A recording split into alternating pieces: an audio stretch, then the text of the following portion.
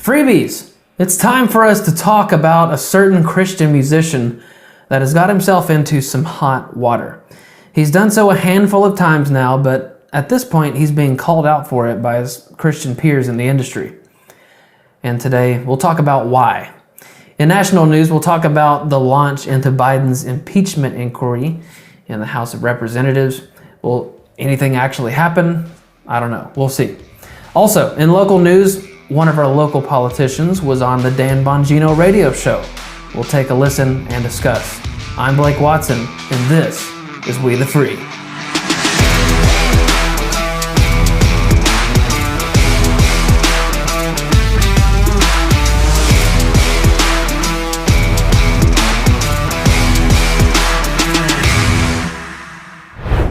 The majority of you are coffee drinkers, and maybe some of you fancy yourselves coffee connoisseurs. Well, whether you're someone who likes to down a quick cup to get a caffeine dose, or you enjoy the art of crafting an excellent cup of joe, you've got to give my friends at Blackout Coffee a shot. They've got bags of ground or whole bean coffee or single serve pods. They've got many different blends and flavors and roasts. My personal favorite is Morning Reaper. It's one of their medium roasts. So use my code BLAKE23 for 20% off. That's BLAKE23 for a discount, and level up your morning cup with Blackout Coffee. If you were to line up 10 random people and ask them these 3 questions, could you tell who the Christians are? Question 1, how do you spend your time? Question 2, how do you spend your money? And finally, question 3, who do you serve? You could probably ask that one first. But would you be able to tell the Christians apart from the non-Christians? I'll answer that question for you. It would be extremely difficult in our culture because Christians are hardly distinguishable from non-Christians. There isn't much difference in the lives of a person who goes to church on Sunday and the person who's never been to church any day. We spend our time doing mostly the same things, especially in our free time. We spend our money on mostly the same things. And I'm not talking about essentials, but non-essentials. And so-called Christians are hardly faithful in tithing or in offering. And most Christians, again, so-called, could hardly say they're serving others and most of all the Lord above themselves, just like a non-believer. Consequently, people of the Christian church are not exactly modeling the behavior of Christ, but that of the world. We talk like the world, we act like the world, we look like the world, we live like the world. In fact, most people who verbally express some sort of allegiance to the Christian faith are conforming themselves to the image of this world, which we'll come back to later. And though there are countless examples of this, let's consider one example in recent news. Lecrae is a 43-year-old rapper who, for years, has wanted nothing to do with the moniker Christian rapper. His website bio describes one of Lecrae's earlier mixtapes, it's called Church Clothes, as, quote, "the first time someone planted their feet simultaneously in the streets and in the church without compromising." Now just remember that quote. Now, I would say that is mostly correct, but that was 11 years ago. My wife and I loved that mixtape, Church Clothes. We went to see Lecrae live in Atlanta and randomly met him and several of his co-rappers at a New Era hat store there. He was nice and receptive, and we had a good time that night at that concert. The first song from that mixtape, Church Clothes, by Lecrae, begins with these lyrics. And again, this is the introduction track. The opening lyrics say, "R.I.P. to Medgar Evers, R.I.P. to Dr. King. I ain't trying to hate on my own kind, but Al and Jesse don't speak for me." So he gives some recognition to 2 civil rights activists of old, and then distances himself from 2 modern civil rights activists, Al Sharpton and Jesse Jackson, which is shocking to hear from a rapper. However, knowing he would receive hate for this song and the album and his association with Jesus Christ, he says, "I'm probably going to catch some flack, man, but I'm going to swallow this pill like Pac-Man, like swallow this hard truth. Some of these folks won't tell the truth, too busy trying to get them racks, man." Later, he says, "Bookstore pimping them hope books like God don't know how broke looks, and telling me that I'm going to reap a mill if I sow into these low crooks." Now there he's taken a jab at prosperity preachers and televangelists. Then, ironically, in rapping about the hypocrisy of the church, Lecrae raps, "As long as the church keep wilding out, I can justify all my foolish deeds. Smoking weed, pouring up, keep that lean up in my cup. Maybe I could change the world, but this porn on my laptop got me stuck." Now, we don't have time to analyze Lecrae's entire discography, but this is the Lecrae we were experiencing in 2012. Church Clothes was the album or mixtape that really put Lecrae out into the mainstream. But he had been putting out albums since 2004, like Real Talk, After the Music Stops, which was the first album that I heard of his, and then Rebel, and then Rehab. Shortly after the release of Church Clothes, he put out a great album called Gravity in 2012 again, and then Anomaly in 2014. And then everything started to go downhill. Lecrae started to evoke racial tensions in his lyrics, turning his musical gifts into activist weapons more and more as time went on. And fast forward to 2022, and Lecrae releases Church Clothes Volume 4. Its intro track is a lot different than the 2012 introduction. Lecrae begins the track by rapping, "R.I.P. Breonna Taylor, R.I.P. to George Floyd. I ain't trying to hate on my own kind, but Warnock ain't my only choice. And Herschel either, I love believers." Again, we're not going to get deep into all the lyrics, but in the opening lines you can see the vast ideological contrast in just a decade of time. Breonna Taylor was killed in the crossfire when her boyfriend fired at the police. George Floyd died of a fentanyl overdose, but Lecrae jumped onto the racially woke train, making him no different than Black Lives Matter. He says, "Warnock ain't my only choice," talking about Raphael Warnock, the extremely liberal pastor in Georgia who was very supportive of killing babies, who's also very supportive of President Biden, and who defeated Herschel Walker in the Georgia Senate race last year. Now, there's actually plenty of other examples in Lecrae's recent music, like the song Still in America, but I'll just mention a few more things. Do you remember earlier this year when Chick-fil-A caught some flack for hiring an officer of diversity, equity, and inclusion? Well, that inspired a lot of sort of investigative journalism, which churned out all sorts of garbage on our favorite chicken restaurant, like money to woke causes and the CEO's liberalism. For example, this clip went somewhat viral around that time. This is a clip from Passion City Church in June of 2020, when, as you remember, racial tensions were the highest they've been in a long time.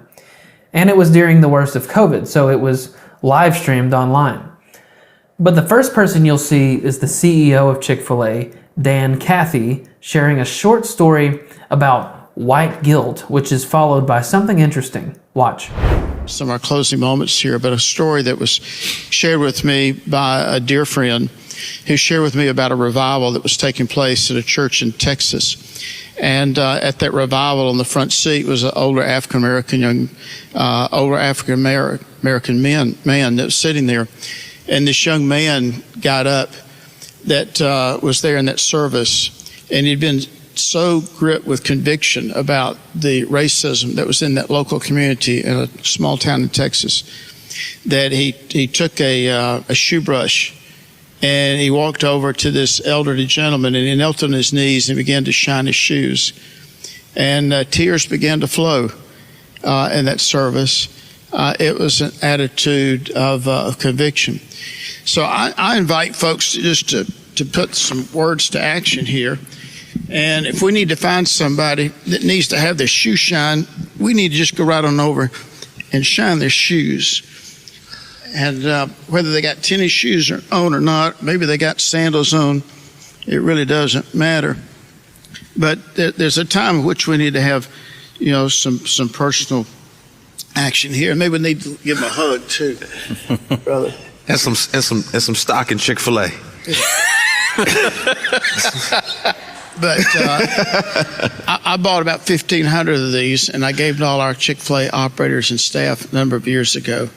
And so any expressions of a contrite heart, of a sense of humility, a sense of shame, a sense of embarrassment, beget with an apologetic heart. I think that. In case you didn't know what Lecrae looks like, that's him getting his shoes cleaned by a white man who feels guilty about his white privilege. Now, to be fair, there were a lot of Christians and Christian churches that month that came out in full support of the BLM movement because, like the majority, they were reacting based on emotion and fear, not reason and logic, and they unwittingly sponsored an outright Marxist organization. That's the very small excuse I'm going to give to Passion City and maybe even Dan Cathy, but not Lecrae. White people like Louis Giglio and Dan Cathy and Stephen Furtick and others all wanted to virtue signal and wear their white guilt like a patch of pride in June 2020. But people like Lecrae benefit from stoking racial animosity, just like politicians and just like the two activists he disowned a decade earlier. Now let's fast forward to today. Lecrae has a new product line that sells under the banner Righteous and Ratchet.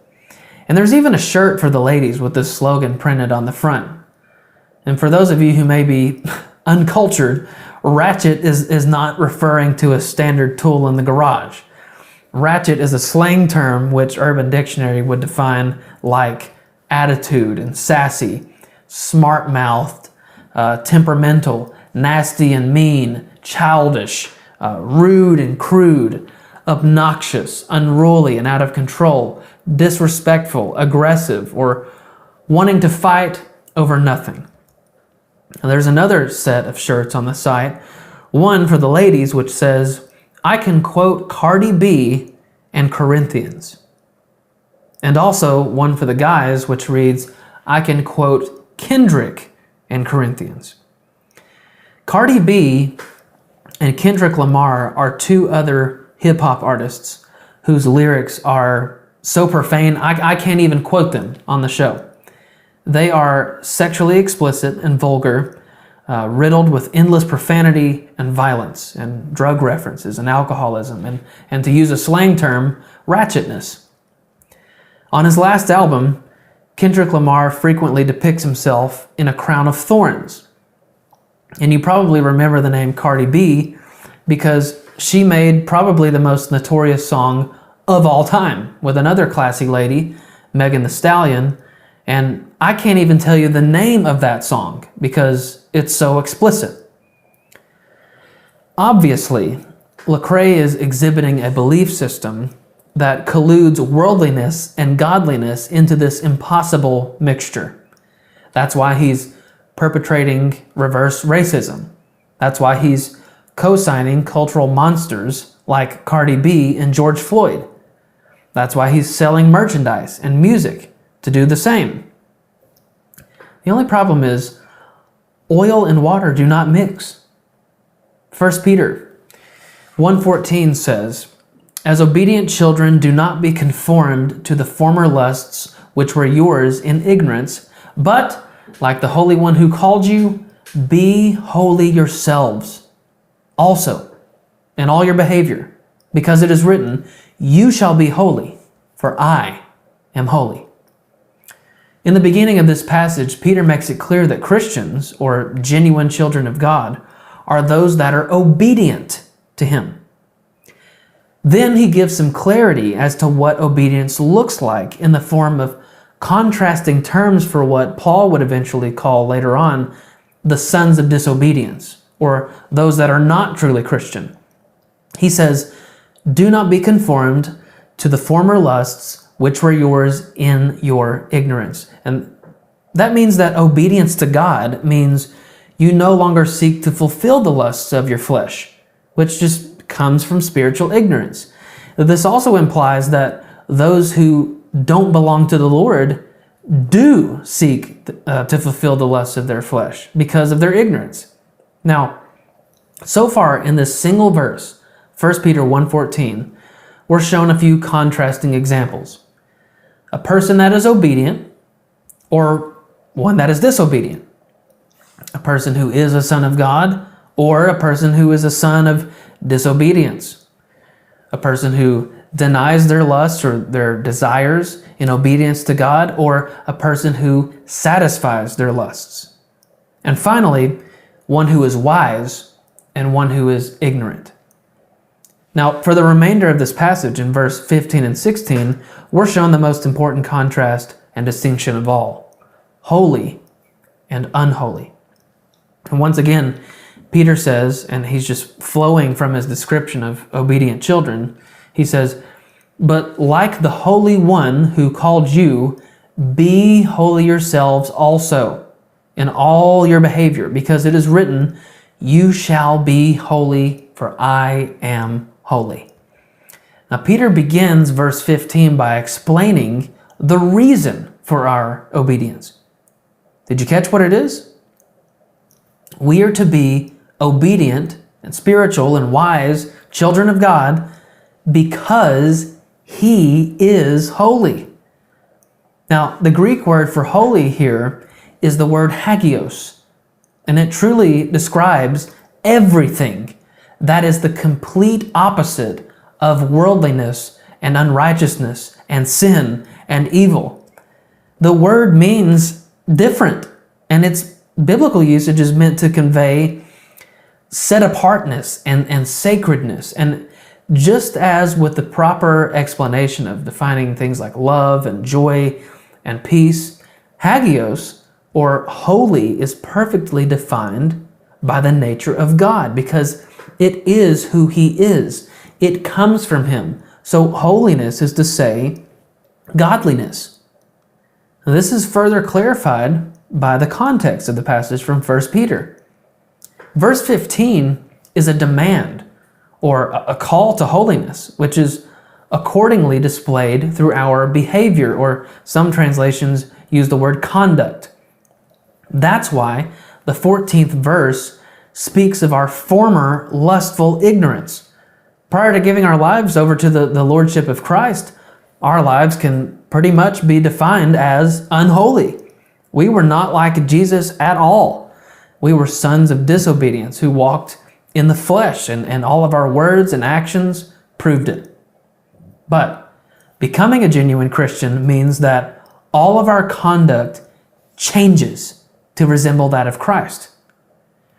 Peter quotes the book of Leviticus in verse 16 when he says, "It is written, you shall be holy, for I am holy." These are words inscribed directly from the Lord Himself several times in the book of Leviticus, which is a law book. For example, in Leviticus 11:45, God says, "For I am the Lord who brought you up from the land of Egypt to be your God. Thus, you shall be holy, for I am holy." That's in the middle of laws talking about food, but God would say something similar to this several other times amid other sections of laws, like, "Do these things because I am holy." The Hebrew word for holy there, compared to the Greek hagios, means the exact same thing. In other words, God is saying, you shall be separate. You shall be apart because I am apart. I am separate. You shall be holy and set apart because I am holy and set apart. Well, separate from what? Apart from what? The Apostle Paul would answer that question like this: do not be conformed to this world. That's Romans 12:2. In 1 John 2, we're told, do not love the world, nor the things in the world. If anyone loves the world, the love of the Father is not in him. You could say he's not holy. For all that is in the world, the lust of the flesh and the lust of the eyes and the boastful pride of life, is not from the Father, but is from the world. Those are the unholy things. The world is passing away, and also its lusts. But the one who does the will of God lives forever. So the world and worldliness is the antithesis of holiness. It is the opposite of God. Lecrae is being driven by the winds of doctrine, as Paul would eventually talk about in Ephesians 4. And he's so overly determined by his striving for relevancy that he has a foot in both camps, because there's only two of them. And it reminds me of something that God will say to the church in Laodicea, which John inscribed in Revelation chapter 3. God will say to that church, which speaks to us today, and hopefully speaks to Lecrae, I know your deeds, that you are neither cold nor hot. I wish that you were cold or hot. So because you are lukewarm and neither hot nor cold, I will spit you out of my mouth. So I also wish that Lecrae would either be hot or cold, that he would get off of the proverbial fence, because he is an extreme example of hypocrisy, liberal Christianity, and secularism, even though those are such diametrically opposed terms. In fact, Lecrae is really a microcosm of what the American church suffers from: worldliness. It's why the church is declining in attendance. We're at a 60-year low in America. And why? Why would non-believers want anything to do with something that makes no difference in their lives? The Christians that we present to the culture are just mirror images in practically every way to those who reject Christ outright.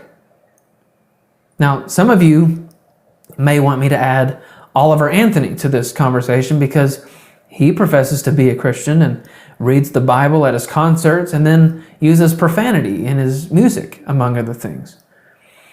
But the difference here is that Oliver is a fairly new Christian. He's just starting to figure some of these things out, and I have no idea what sort of spiritual guidance he has in his life. I could also talk about other professed Christian celebrities like Justin Bieber and Carrie Underwood and plenty of other actors and actresses and professional athletes who exhibit these same exact inconsistencies and split devotions. But Lecrae has professed his Christianity for a long time. Now, there's another Christian rapper who goes by the stage name D1. He publicly confronted Lecrae about these product choices. Here's what he had to say. What up, y'all? I wanted to explain my heart behind why I chose to publicly address Lecrae. So we serve the same God, and God's word and God's message does not change. So when I saw that he used his large platform to publicly push and promote and glorify a lifestyle of being righteous and ratchet, I was like, nah. I have a responsibility to use my large public platform to put a message out and let people know that we as believers do not all agree with that, and we don't stamp that, we don't co-sign that, right? Because the world needs to hear that alternative perspective. The tough part is when we communicate it behind the scenes, and I'm thinking we come to an agreement and an understanding of like the fact that that could be problematic or misleading for people, that 2 days later he still chose to want to monetize the moment and move forward with dropping shirts that say righteous and ratchet, and then a shirt saying, I can quote Cardi B and Corinthians. So then it's seeming like you're putting the business before the ministry. And we got to be careful about that in life. When you're doing ministry and business, it should never be business and then ministry. And the Great Commission like calls us as believers to make disciples of all the nations. And it's seeming like sometimes people trying to make customers of all the nations before disciples, you know what I'm saying? So if things get put out there publicly, I'm going to address them publicly. I'm not going to let that slide, but it's no hate. Coincidentally, Lecrae removed only the Cardi B shirts from that product line, but we'll see if he denounces the rest of his wokeness, his racism, and his worldliness in due time. Until then, let's support people like D1 and even rebuke people like this gentleman, because if there's one thing that God detests, it's being lukewarm, because he wants you to be holy as he is holy. Now, let's get to the national newsfeed.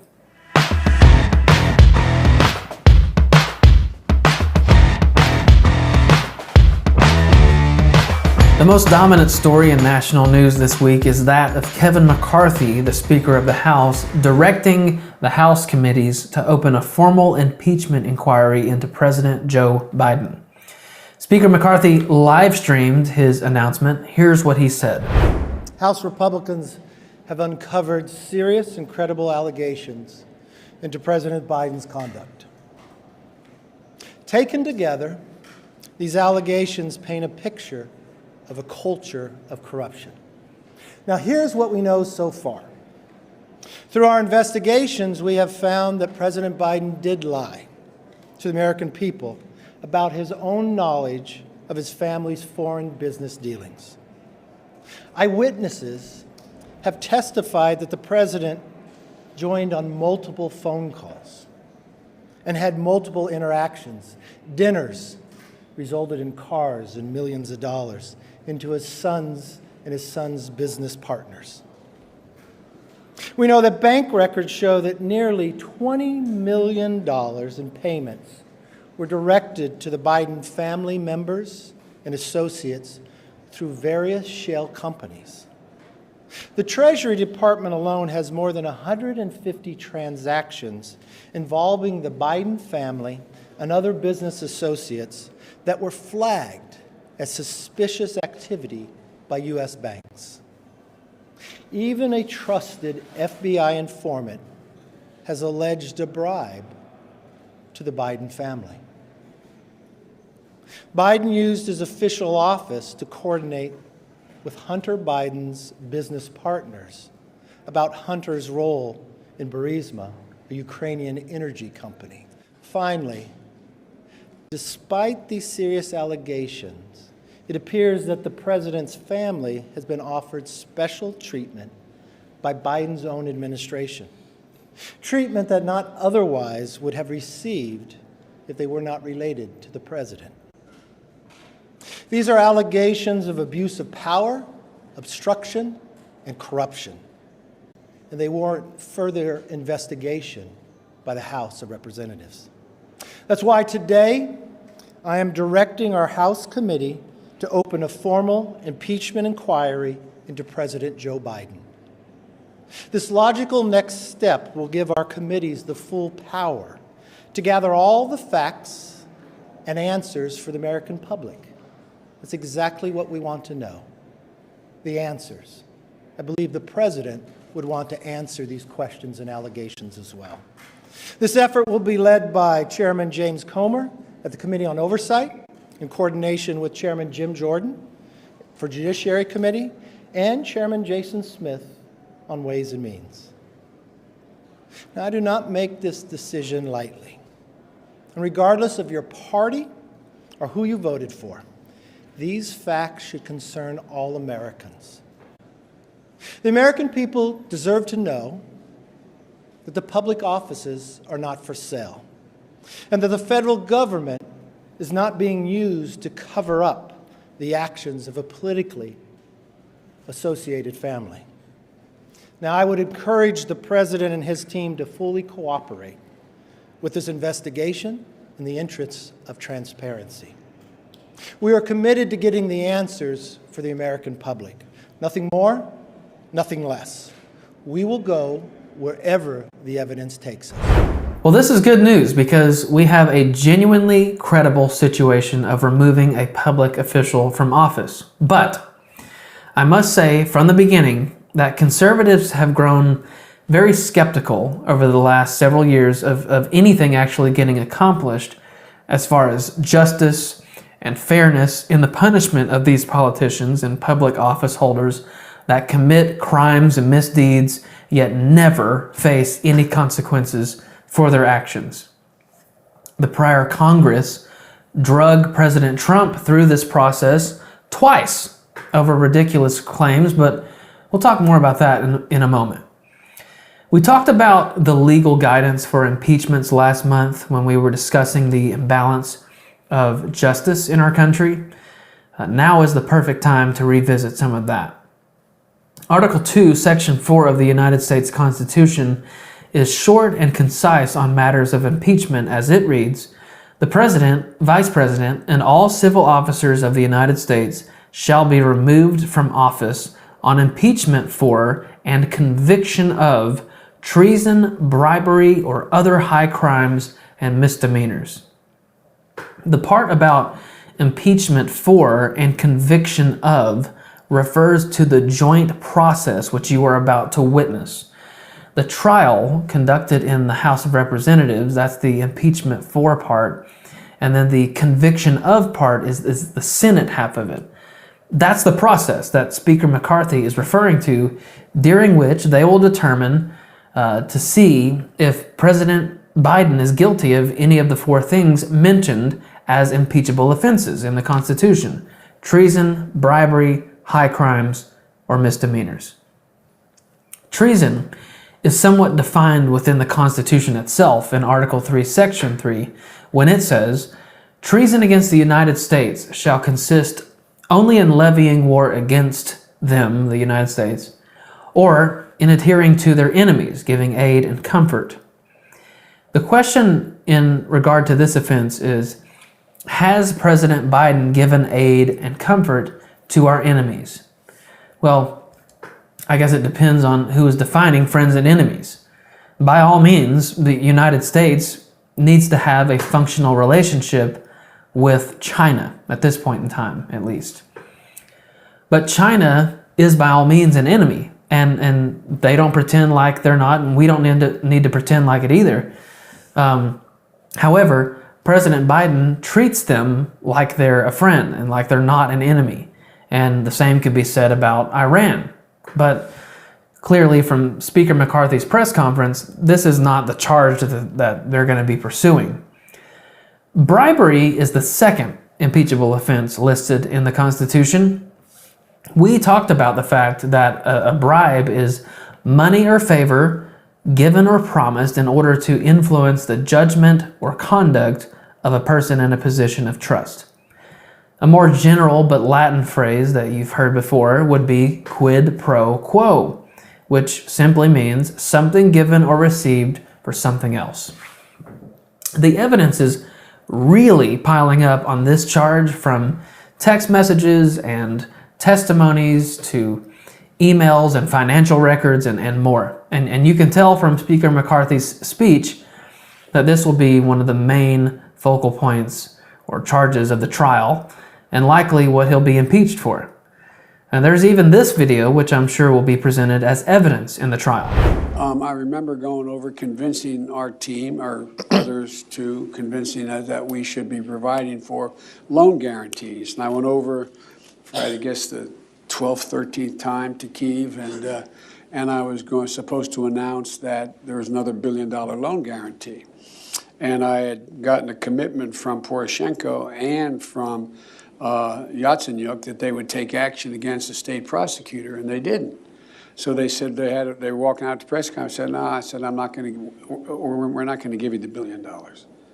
They said, "You have no authority. You're not the president." The president said. I said, "Call him." I said, "I'm telling you, you're not getting the $1 billion." I said, you're not getting the $1 billion. I'm going to be leaving here. And I think it was, 6 hours? I said, I'm leaving in 6 hours.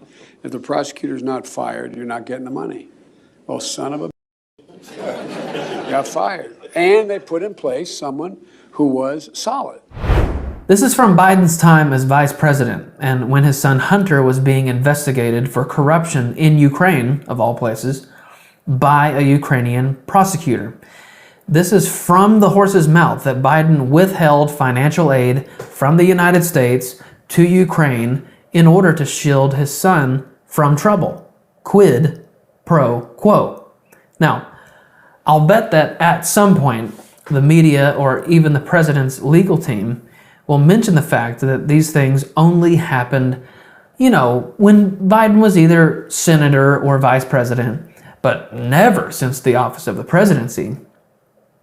But that doesn't matter because of the last two listed offenses and that he's currently in office as president.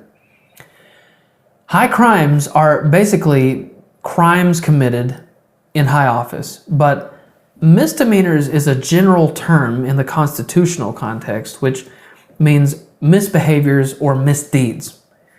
Why did the framers use such a general term for such a major act? I think it was intentionally general so that people could decide for themselves to remove someone from office they believed was behaving in an unbecoming manner. For example, President Clinton was charged with this same offense of high crimes or misdemeanors for perjury or lying under oath, obstruction of justice, and abuse of power. Obviously, that last one having to do with his infidelity. Now, there are in those charges both high crimes and misdemeanors. Another thing you need to know about these trials is that this is the legislative branch conducting these matters. It has nothing to do with the judicial system, although it seems like that. It can seem like it is, but that means there doesn't have to be much credibility to these charges, as was obviously the case with President Trump. The point here is that if Congress wants you out, you're out. Now, Democrats these days are highly loyal to the party. So I doubt you would have many of those breaking party lines or opposing, especially a Democrat president. But here's the party breakdown. This trial will begin in the House of Representatives, which is a thin majority Republican House. There's 222 Republicans and 212 Democrats.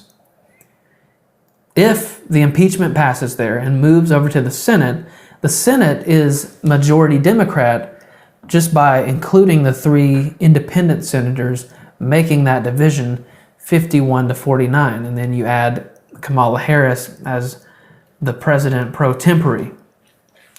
Once the House votes on the matters of impeachment, the Senate trial would begin, at which point, who knows what will happen? Who knows if he would be convicted of anything? Now, I've been wondering if the Democrats might want rid of Biden as well. But based on Senate Majority Leader Chuck Schumer's response, I'd say not. I think the impeachment inquiry is absurd. The American people want us to do something that will make their lives better, not go off on these chases and witch hunts. The bottom line is, as we have said, you can only accomplish keeping the government open in a bipartisan way. The irony there is unbelievable, but his answer is quite telling, honestly. Now, you can see quite clearly just from Speaker McCarthy's speech the general direction of the impeachment inquiry. He says, "Through our investigations, we have found that President Biden did lie to the American people about his own knowledge of his family's foreign business deals." So there's 2 things there. The misdemeanor of lying to the American public and the offense of bribery. Now, maybe you could stretch it out to include treason, but we'll see about that. He added to that charge, "Eyewitnesses have testified that the president joined on multiple phone calls and had multiple interactions. Dinners resulted in cars and millions of dollars into his sons and his sons' business partners. We know that bank records show that nearly $20 million in payments were directed to the Biden family members and associates through various shell companies. That's very important. The Treasury Department alone has more than 150 transactions involving the Biden family and other business associates that were flagged as suspicious activity by U.S. banks. Now, there's nothing wrong with doing business overseas, but it's called abuse of power when you leverage your elected, taxpayer-funded position in public office to earn money and favors for yourself and your family. That's both high crimes and misdemeanors. The next one, however, is pretty cut and dry. McCarthy said, even a trusted FBI informant has alleged a bribe to the Biden family.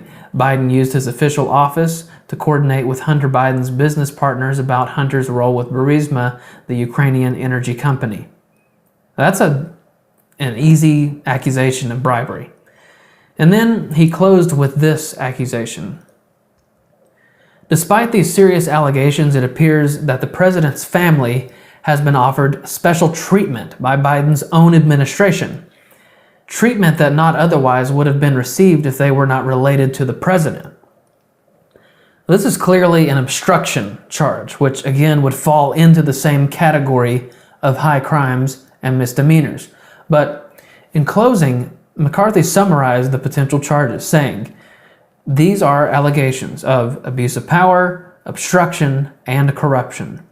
The American people deserve to know that the public offices are not for sale and that the federal government is not being used to cover up the actions of a politically associated family. So we will see how this all turns out eventually. For now, let's get to your local news feed.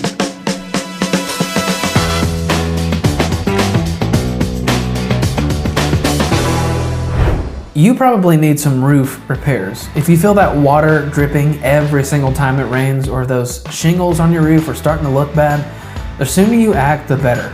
So call my friends over at Turner Exteriors for an estimate on your roof today. If you tell them Blake sent you, they'll give you $500 off your new roof. Now, I know the guys and gals over at Turner Exteriors. They do fantastic work. You'll love the new life they bring to your home. If you know my personal media story, you know that I'm a Rush baby. I grew up listening to Rush Limbaugh's gargantuan talk show, the king of radio. I listened to him as a kid in the 90s on car rides home from school, and I was an avid listener all the way through the end of his life. I'm sure that many others like myself were curious to see who would step into the massive shoes that Rush left to fill, and of course, now you know that Dan Bongino would largely assume the role of the midday spot on talk radio stations across the nation. Dan is definitely his own animal. There's nobody like Dan. There's nobody that has a show like Dan. And one thing that differentiates him from most of his fellow talk show hosts is that he rarely has guests on his program. So whenever he makes an exception, it's noteworthy, and it's probably for good reason. Now, locally, Dan Bongino airs on News Talk 98.7 WOKI, and one of our local politicians was just invited onto Dan's program for a short segment. Now, keep in mind, this is a massive national audience, so it's a little bit strange to have a local politician on a radio program that people all over America can hear. But that's exactly what happened last week, and you'll see why, as Dan invited Knox County Mayor Glenn Jacobs onto the program to talk about a few things, from which we'll take a look at a few of these moments. For starters, Dan talks about Glenn's history as Kane, the wrestler from the WWE. If you've never seen Mr. Jacobs, he is a towering man, a monster, and that's without the Kane mask he would wear. Now, I like to tell others, my mayor can kick your mayor's tail. But anyways, after that, Dan asks Glenn Jacobs his thoughts on what we're calling the police state, the weaponization of law enforcement, and the politicization of the court system that we're observing in our country today. No, when Thomas Jefferson wrote that all people are created equal, he didn't say that they were endowed, or he didn't mean that they were all endowed with the same talents and abilities. What he meant was they're all supposed to be equals under the law, and as seen by the government. And that's not the case anymore. We have two classes, the politically connected and the rest of us, frankly. And what the folks on the left need to understand is, as this continues, at some point, they're going to realize that there are two classes: the rulers and the ruled. And they think that they're going to be in the ruling class. They're not. They're going to be just like the rest of us. That's what's happened around the world.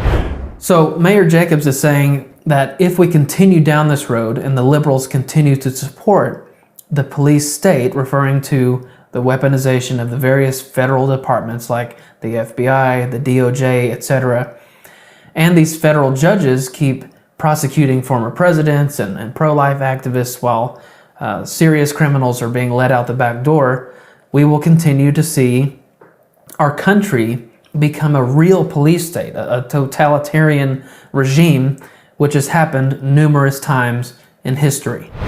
It's incredibly tragic, and it's very sad, because we are becoming a banana republic. I mean, there's just no doubt about it. When you can't speak your mind, when big tech and the government collude to silence dissenting voices, when you see what's happening. I mean, they're talking about keeping Donald Trump off of the ballot in certain states. Right. You may not That's like insane. Trump, but what in the world? You want to talk about election interference? The weaponization of federal agencies and deciding we're going to prosecute these people, we're going to prosecute Donald Trump. Meanwhile, Hunter Biden's over here, just ignore what he did. We're in a terrible, terrible situation. And, if this continues, we're going to go down the path that so many other great countries have gone down, which is from freedom back to tyranny. We're headed there like a rocket sled on rails at this point. So you hear him describing something like that of a banana republic. That's just describing a country run on despotism, or an oppressive, totalitarian, iron-fisted government where anarchy rules the streets and political dissidents are punished. This was the case for a while in the Central American, Latin American countries, but nowadays it still persists in some places there, but also in African countries. Glenn Jacobs says this is the inevitable end of the way things are going in America, and he's right. But Dan talks about getting us back on track and how we do that next. As a medium-sized kind of place, maybe not really a small town per se, but small enough, you see it. I mean, the principle of subsidiarity, you see it up close and personal, which is the best management is local management. Because obviously you get to know people by face and by name, and their votes matter more too. And that's a good thing. As a mayor, you want to know that you're accountable to your constituents. You see it better than anyone. But if we're going to change this country, Jordan Peterson argues in his book, 12 Steps, about how we got to start making our own bed first. And I think the American Renaissance is going to start in places like Knox County, where people just say, you know what, we've had enough. We are citizens of the United States of America. The Constitution matters here. The sheriff abides by it. I'm the mayor. We're going to abide by it. If you want to do something extra constitutional in your liberal city and burn that place to the ground, then you know what? I don't approve of it, but I can't stop it. It's not going to happen here. And I think that's where the Renaissance is going to start. And I'll bet a lot of the citizens and your constituents feel the same way.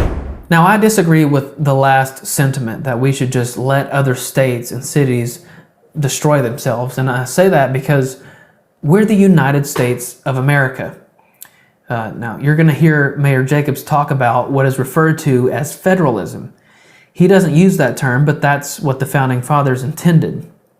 You'll hear him mention the 10th Amendment, which we'll look at in a moment, but here's Knox County Mayor Glenn Jacobs talking about this idea of federalism and the American revival happening in smaller places like Knox County. here in Tennessee, when we look out at what's happening in other parts of the country, we just shake our heads. We're a great state. I don't generally praise politicians very often, but I think our General Assembly has done a really good job. And frankly, Dan, you know this, that's where the power is supposed to reside. It's not supposed to reside in the federal government. That's an organization with very limited defined powers. Most of the authorities reside with the state and also with localities by extension. That's what the 10th Amendment is all about. And I absolutely agree with you. I think actually the single most important thing that folks can do is ensure they have good people in their state legislatures. The 10th Amendment was one of the initial amendments to the Constitution in 1791, and it says, "The power is not delegated to the United States by the Constitution, nor prohibited by it to the states, are reserved to the states, respectively, or to the people." All right, so this is the idea of federalism. We are a system of, at this point, 50 states who each have their own systems of government. They can legislate and run their states however they wish, unless, of course, they are defying the foremost authority, which is the United States Constitution, not the United States government. So legally, yes, the 10th Amendment officially created this independent-ish system. But we are the United States. We are one country, so that means the states do affect each other. They affect each other in the national economy. They affect each other in matters of security and culture and product. They affect each other every election cycle. And the same can be said of this cultural rot we're experiencing. Things happening all the way up in New York and all the way over in California are knocking on our proverbial door here in Tennessee. And in my opinion, it's un-American, and it isn't good Christianity to just sit back and allow the cultural rot to happen just because they're not in Tennessee or Knoxville. Now, in the Bible, we're described as the body of Christ. If there's a disease in my foot, eventually it's going to affect the rest of my body. I can't just let it rot and fall off. It's going to infect the rest of me. So the hand can't say, well, that's the foot's problem. No, that's how you wind up in the hospital, or worse, in the ground. But Glenn Jacobs is correct in describing the Federalist system, the limited power of the national government and the importance of the states. And going back to something he said earlier, this is just another check on tyrannical power from the framers and the founders, thank God. Another roadblock to authoritarianism or totalitarianism. But next, Mayor Jacobs is going to talk about the prevention of liberalism as people leave their blue states to come to places like Tennessee. You know, we're going to have to build a firewall around our states to essentially keep some of the foolishness out. One of the things that we've seen here is there's a lot of folks moving here from the blue states, and of course folks here get nervous because they think they're liberals coming in to take things over. The folks that I talk to, they're political refugees. They are fleeing the blue states and coming to some place where people think like them. And I think that what we're going to see across the country is we're going to see an even further bifurcation of red and blue America. And the red's going to get redder and the blue's going to get bluer. And I'm with you. It's like, man, you guys do what you want over there, but leave us alone here. Leave us and alone. let the people decide which is the best. I guarantee you we'll win when that happens. Now, that sounds like some great news, and Glenn sounds like he's onto something there. So it's good to hear that the people coming here from blue states are like-minded, or more so like-minded, people who are fleeing these liberal policies. You know, these policies on economics and crime and taxes and safety, etc. So Mayor Jacobs is saying that the more this happens, the more people leave these blue areas to come to red areas, the closer conservatism is to victory, meaning defeating liberalism. Now, I wish it didn't have to be that way, but it looks like there's not much else that can be done but to see these places utterly devolve into nothingness, these places that were once wonderful places. However, You've heard it said that politics is downstream from culture. In other words, the things that happen in government and in politics happen because culture happens first. That is the arena in which Christians are called to make things happen. This is where we should be the salt and light of the earth. This is where evangelism and discipleship should be happening, because Jesus can transform the culture. The Thessalonians, before the letter to the Thessalonians was written, the people in Thessalonica referred to Paul and Silas as these that have turned the world upside down. We can, through the power of Jesus Christ and the help of His Holy Spirit, turn this culture upside down, just as Paul and Silas and the other apostles had done in the first century church. These places that have devolved into madness, they can't be fixed by administration of policy, but they can be by the administration of the gospel. Now, it seems like Glenn Jacobs is headed towards higher office here in Tennessee. Dan Bongino sort ofly said as much in the interview, so keep your eye on Glenn Jacobs for the next gubernatorial race in succession of Bill Lee. Until then, he's our Knox County Mayor, and we'll keep supporting his fight for civil liberties. Well, that's going to do it for me. What'll it be next time? We will see. For now, go and be that salt and light you were meant to be, and we will see you next time on We the Free.